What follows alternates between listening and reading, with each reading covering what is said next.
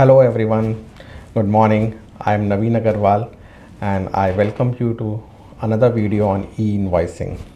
In this video, we will be talking about time limit for reporting of e-invoice on the IRP portal and the lowering of threshold to AATO 10 crores and above from 1st April 2025.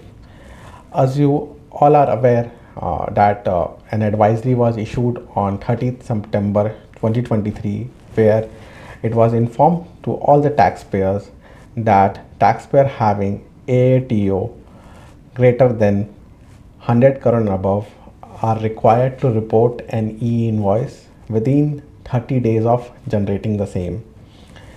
In this regard, now the competent authority has decided to lower the threshold of reporting an e-invoice within 30 days from AATO 100 crore to taxpayer having AATO 10 crore and above.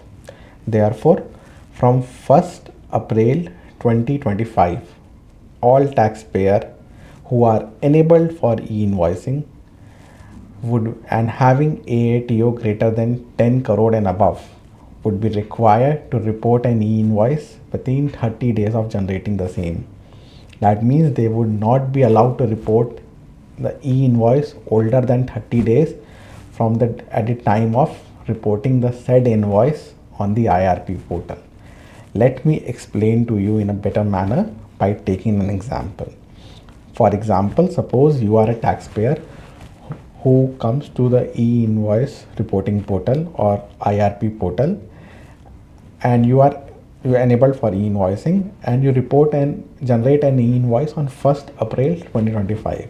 Then in this case, you should report this e-invoice on or before 30th April 2025 because that's how the time limit of 30 days will come into effect.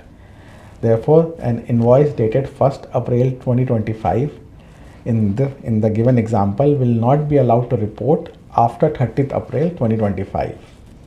Therefore, please take note of these changes. We have already issued a very detailed advisory and we have also shared a reminder to all the taxpayers who are enabled for e-invoicing over SMS and email and so that you are aware of these changes and take the necessary step for the smooth implementation of the same.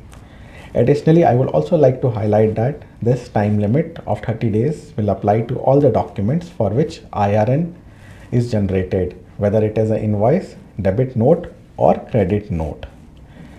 Lastly, this restriction of 30 days will not be applicable for taxpayer who are currently having an AATO less than 10 crore and they would report the invoice as per the current practices only. In this regard, if you want to have a very detailed advisory and which GSN issued, you can scan the QR code given on your screen to download the advisory. At the same time, we have also included the link for the advisory in the comment section of the our YouTube of this video.